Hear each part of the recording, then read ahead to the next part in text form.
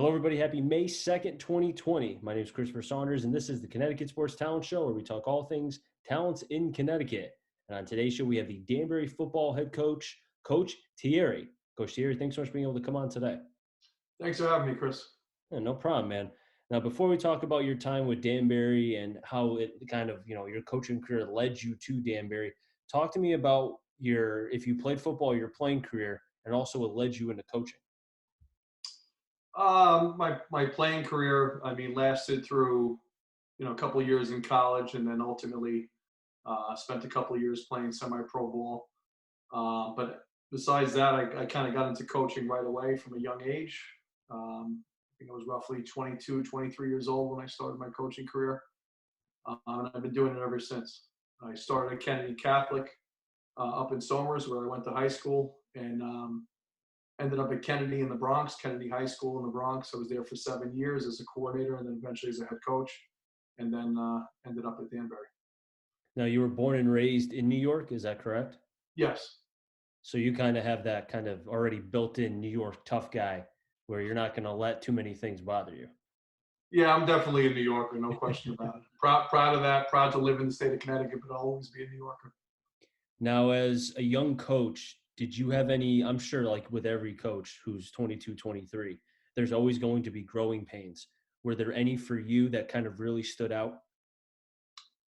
Oh yeah, absolutely. You're never going to become good in this business unless you deal with adversity and learn from your mistakes. And I made plenty along the way, no question about it. Whether it was from a leadership standpoint or as a coordinator, just things going back over the tape and looking back at seasons and things I would have done differently in different situations.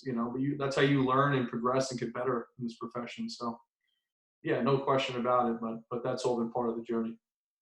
Now, what led you to Danbury? Was it as part as like you just saw as an opening, or did somebody tell you about, hey, maybe you should apply for this job because you'd be good for it? Tell me about that. A little bit of both, living in Brookfield, when I saw this position opened up, the kind of long term when I moved out here, the thought was, there's no way I'm going to be able to commute to the Bronx every single day like I was, and did so for about 4 or 5 years. But, always kept an eye on the jobs that were opening up around here. And Danbury was definitely one of those positions that I coveted the most. I saw the most potential in. So when that position opened up, I applied for it right away, and I was blessed to get the job. And when you first got the job, just like how, again, 22, 23 years old, when you first started, there were growing pains. Was that the same thing as far as your first year of coaching with Danbury? Yeah, you're always learning. There's always things that arise that you need to adapt and work through. And obviously taking over a program that was 1-9 and had kind of only won 3 or 4 games over the last 3-4 seasons, there was a lot of things that we needed to change and to try to make better. And through the course of doing that, of course you're gonna face some obstacles and some things. But throughout my career, I've kind of been in situations where we were in rebuilding mode and taking over programs that had gone through struggle. So it's something I'm kind of comfortable being in that situation. I like building things from the ground up and really revitalizing and changing the culture. That's something that I have a passion for, and I think is one of the most rewarding parts of the job. So going into taking this job, I kind of knew that was the case. And I think myself, my coaches, and the administration in the building, we all had a great plan of how we were going to attack this and help, turn the tide. And you kind of already answered my question, because my next one was going to be, do you like rebuilding? Because I know with some coaches, like Bill Parcells late in his career, he kind of just wanted things done, whereas what was in front of him and that was it. He didn't want to have to rebuild too much. But there's other coaches who kind of like that because it's rewarding at the end if you're able to build something successful. And it sounds like to me that you really like the journey and kind of going through the tough times, because at the end there's going to be light at the end of the tunnel. Yeah, absolutely. That's kind of just been my whole career. When I went to Kennedy Catholic, they were in a very similar situation to what Danbury was in. And it was just a really rewarding feeling to see all that change and the appreciation that people had for that. And Yeah, I like going into situations that need to be fixed. You look at even Parcells. Look, I mean, he eventually worked his way up to that, but Mhm. New England team he took over needed a lot of work. The Dallas team too, to some extent was ready, had talent to win, but My team. right. That was at that stage of his career. He needed something that was Mhm. already built for him. But that Giants team was in total disarray, and he built that from the ground up. Mhm. So, but yeah, I think that's one of the most rewarding things. Taking over a program that's been successful. At Kennedy in the Bronx, that was a storied program, had 5 city championships, but they had been in a down situation for some years. Mhm. So, in that regard, there was a rebuilding process that had to go on there, but that was more of a storied program.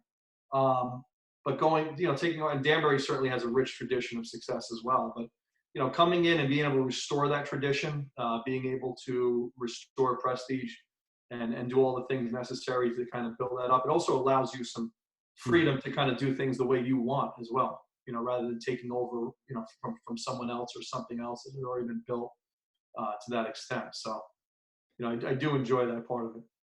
Now, before you took the job with Danbury, did you do any research about the conference and the FCAC? Because because I broadcast all over Connecticut, and sometimes I've gone outside to like New York and Massachusetts, Amherst, and so on. And the one thing I've noticed is that if there's a conference in Connecticut that people talk about outside the state, that tells me that it's pretty well known and good. The FCAC is one of those conferences. Did you know that? I did.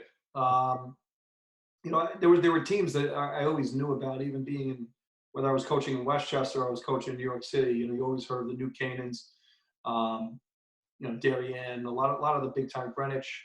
Hmm. You knew of these schools, and you knew there was a tradition in the FCAC of winning and success and producing college level athletes. So when I entered the league, there were a lot of people that told me too. This is, hey, you're in the toughest league in Connecticut. A lot of great teams. It's not going to be easy. But frankly, the league I was in previously in the PSAL, there were a lot of tough teams there as well. We were in the top of the highest division. Teams like Erasmus Hall, Curtis, Hmm.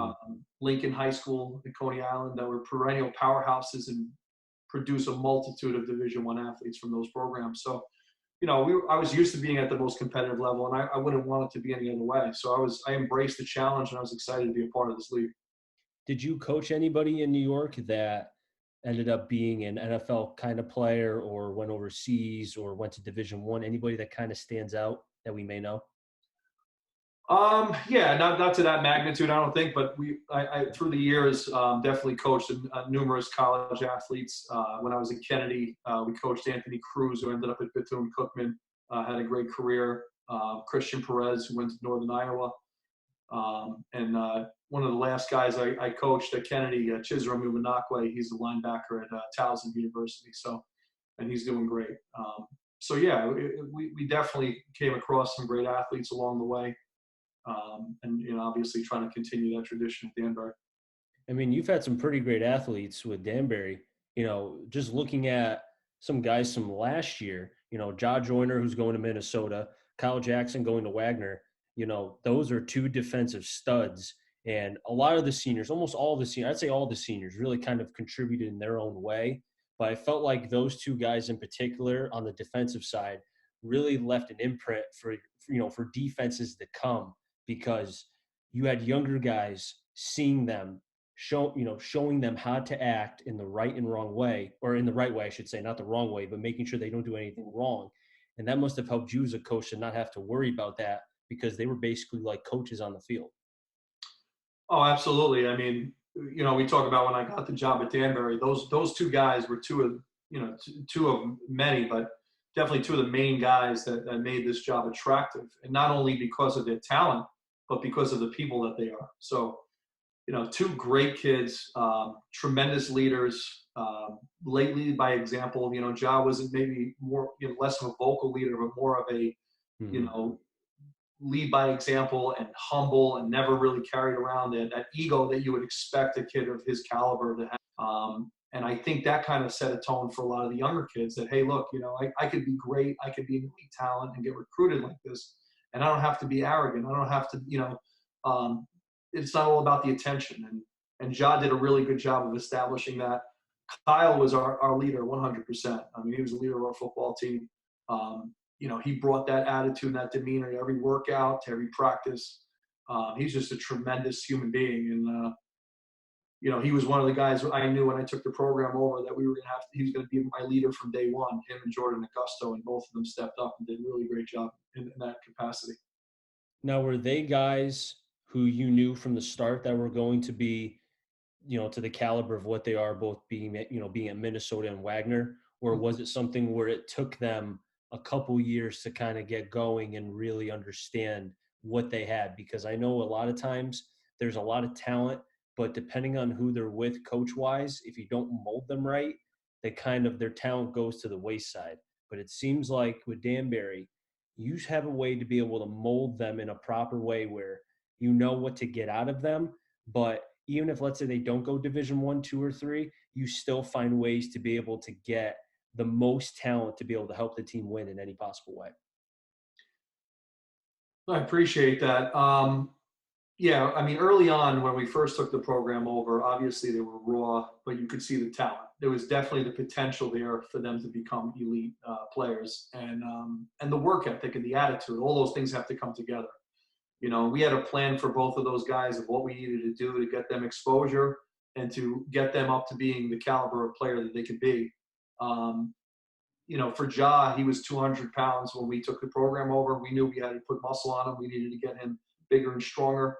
And we did that. My assistant coaches do a phenomenal job on every front, whether on the strength and conditioning side or, just individual teaching at their positions. Their position coaches, coordinators from top to bottom have done a phenomenal job of helping to develop them. And that's the thing. It's a collective process. We work the recruiting angle, and I'm out there and doing what I do. But my assistant coaches and everybody on my staff does a phenomenal job, and all have their hands involved in the development of these young athletes. And then, on the other side, the buy-in from them. I talk all the time to my players about, listen, I'm not just telling you to do these things because I feel like ordering you around. There's a plan. We all see the potential in you, and there's a plan that we need to execute together for you to ultimately get to where you want to be. And when those two things come together and the kids buy in and they do what you ask them to do, it's our job to, build that blueprint, draw up that roadmap to get them to where they want to be. And those are two great examples of guys who bought in and did everything we asked them to do. I think the $1,000,000 question for people who will be watching this on YouTube, because I said Minnesota, is PJ, the head coach. Did you have an opportunity to talk with him? Because, listening to his interviews, watching his teams, it seems like, again, I never played football, but when I watch his interviews and I just see what he does for his players, he makes me want to go play. 100%, Chris. I will say this, and I say this to everybody that asks me this. I did. He came to this school really to kind of give his presentation and meet with Jah and his father. And wow, I tell you this, he is 100% as advertised. And the most impressive thing with him is everything you see on television is real. That's who he is. Mm-hmm. He has a ton of energy and a ton of passion for what he does and conviction in what he does. And he's a guy who, with all the hype and everything around him, he's a really authentic person. And you could tell he genuinely cares about the kids that he's developing. And he's not just developing them as football players. He's developing them as elite human beings that are going to be great football players because they're elite human beings. And that's really the message that he tries to send to his players and to his program. And he's done a phenomenal job. Way ahead of schedule over there as far as, competing for Big Ten titles and who knows, championships probably soon after. I couldn't agree with you more. I mean, look what he did at Western Michigan. I think, what was it, a couple of years ago? I think it was the year after or right before he left. They made it to a top six, super six, whatever you want to call it, where they were playing on New Year's Day or Eve, or I forgot what the day it was. But they were playing in a game that nobody thought, a non-Power 5 school playing in a Power 5 game.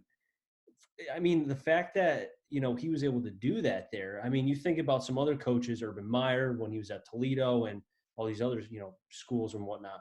Him to be able to do that really kind of shows what he does at a program. Oh, absolutely. I mean, again, he's, way ahead of schedule. I mean, what he did at Western Michigan, he did in a very short period of time. And you look at the same timetable of what he's doing in Minnesota with more resources, in a Power Five conference. So, yeah, sky is the limit for what he can achieve over there. And I know, he's going to get his guys over there, and we're proud to say that Jah is one of those guys. And as he continues to build it with his type of mentality and players, he's going to be competing for championships, no question. Now, I want to talk a little bit about the season that was this past. And I know one game in particular that kind of jumped out to me was the game against Darien. Close game, hard fought through and through. Danbury lost 26-23. And going into that game, Danbury was 4-2. And then after that loss, they lost two of their next three. The question I have for you is, did that game, A, change the mentality of the players, and maybe that could explain for the slide late in the season? And my second question is, if you guys could have won that game, do you think that Danbury would have had a better shot to make the playoffs? Well, yeah, no question about it. I think if we win that game, it's a tremendous upset. It's a huge stepping stone for our program. And I do think it changes the trajectory of our season. I think the level of confidence that we would have played with moving forward, the amount of points that we would have earned from that victory. I mean, you look back at our schedule, we went 5-5, but our 5 losses came to teams that were, 2 of them played each other in the championship, in the Double L championship, and the other 3 were playoff teams or at least playoff caliber teams. So, to answer that question, we had them against the ropes. I felt like we did so many things right in that game. We just unfortunately couldn't finish. But,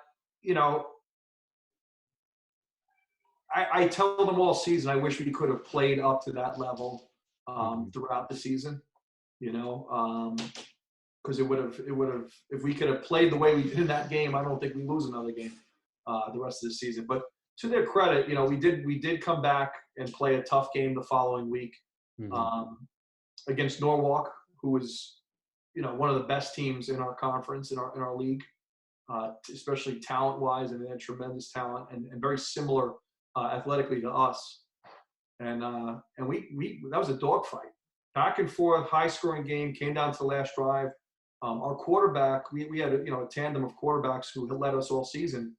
But Jackson Saccone was coming off his best game of the season. He really did a tremendous job in that Darien game of keeping us in the game, doing things what he can do on the ground that really opened it up for us. And then, he got hurt on the first drive of the game, right, the ensuing game right afterward against Norwalk, and losing him. We lost him for the rest of the season. And I think that was losing that 1-2 punch that we had at quarterback.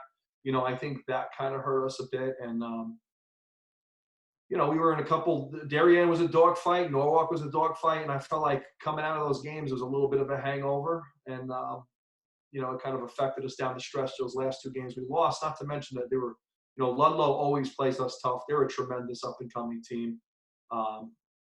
Coach Ross does an unbelievable job with those guys. And Ridgefield, Ridgefield is our rival, and they were a playoff team. They had a tremendous season. So, it's part of going back to what we said about the FCAC League. This is a tough conference. There are no easy games. And, Darien win would have been a big one, but it was just another learning opportunity for our guys. And I think that if we're presented with that opportunity again, we all believe that we may have different results there.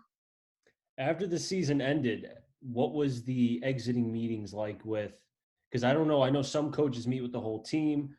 Others meet with, individually, which I give them a lot of credit because that's a lot of time to spend with probably a roster of 40, 50 players, depending on the team.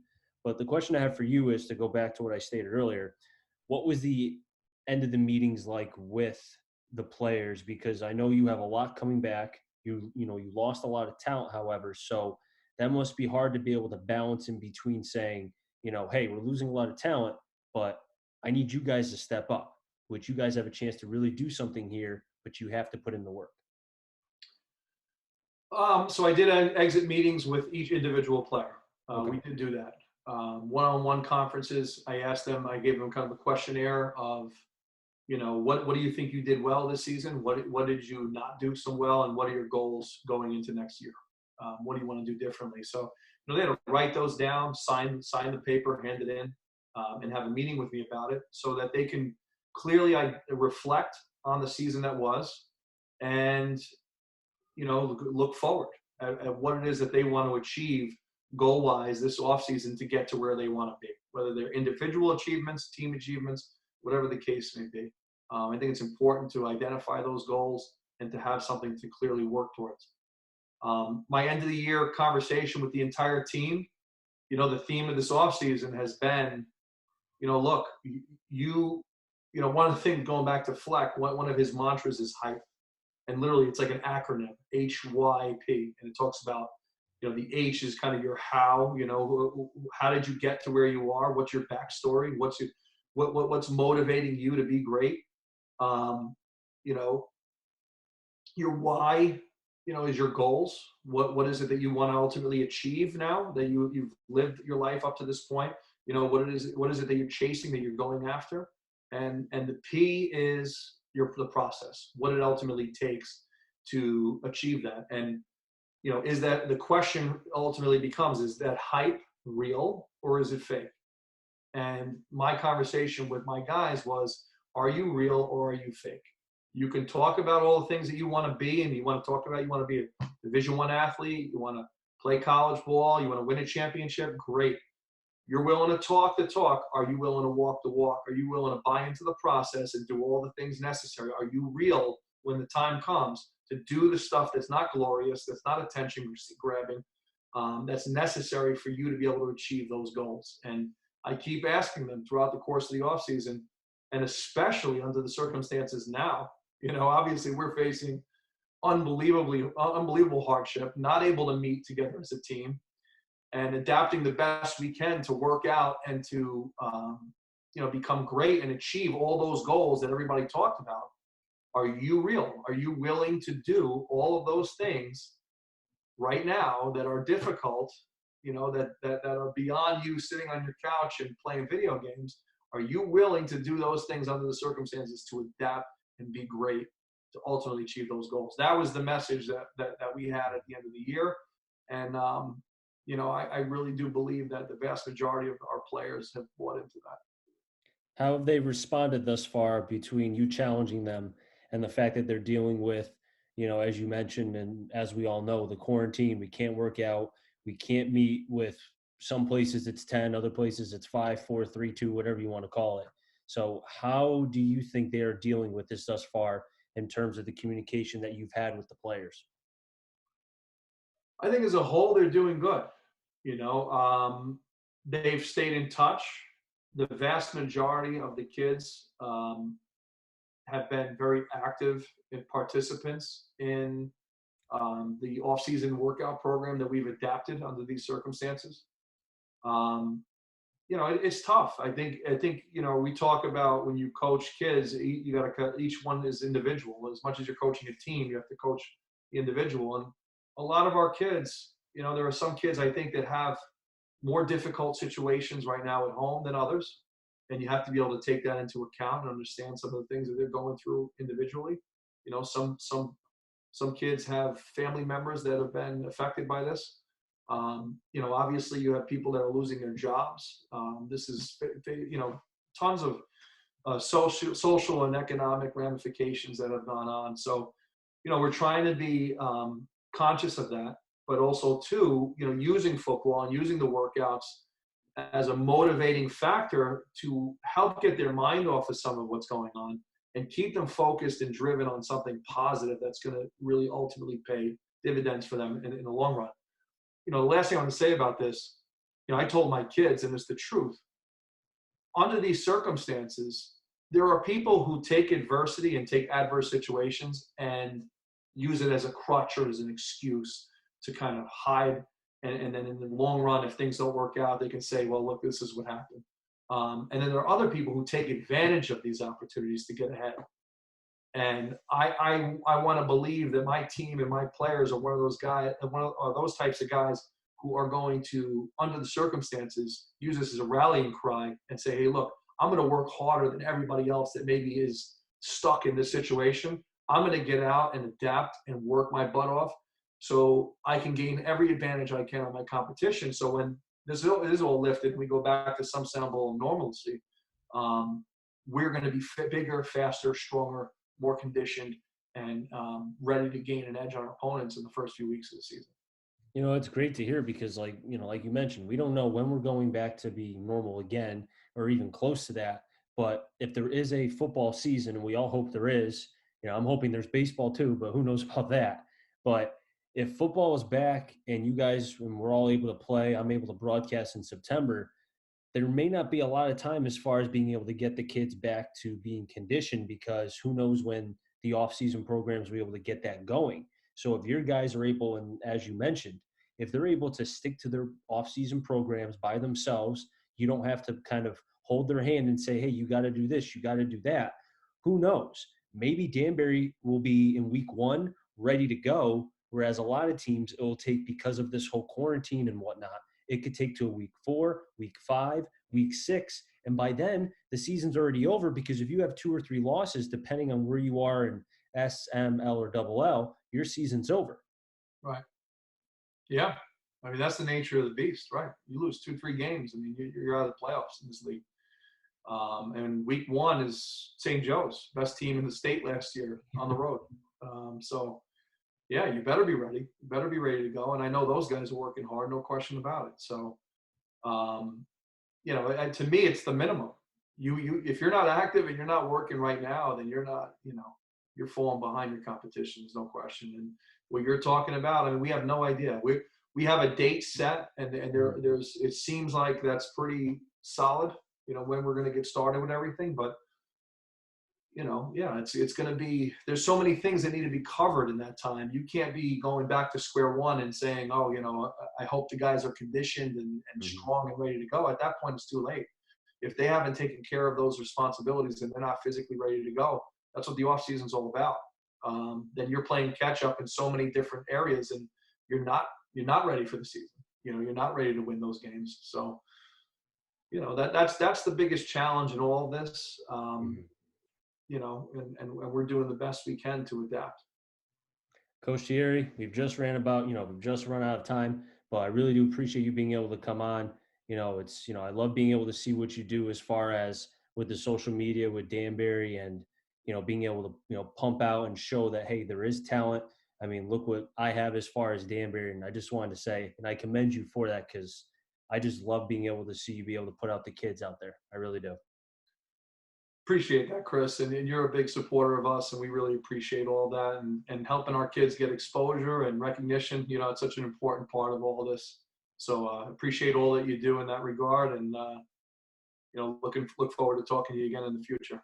Definitely, you're always welcome to come on anytime. You know, talk about Danbury football or just anything because I'm expecting a big season out of you guys next year. So hopefully, you'll be willing, if you're not busy signing autographs and whatnot, to be able to come back on. I definitely won't be signing any autographs, and yes, I would be honored to come on again. Thank you very much. Hey, I hope you and your family stay safe, man. You too, Chris. Thank you. That'll wrap things up here on the Connecticut Sports Talent Show. So until next time, stay safe and enjoy the rest of your day, everybody.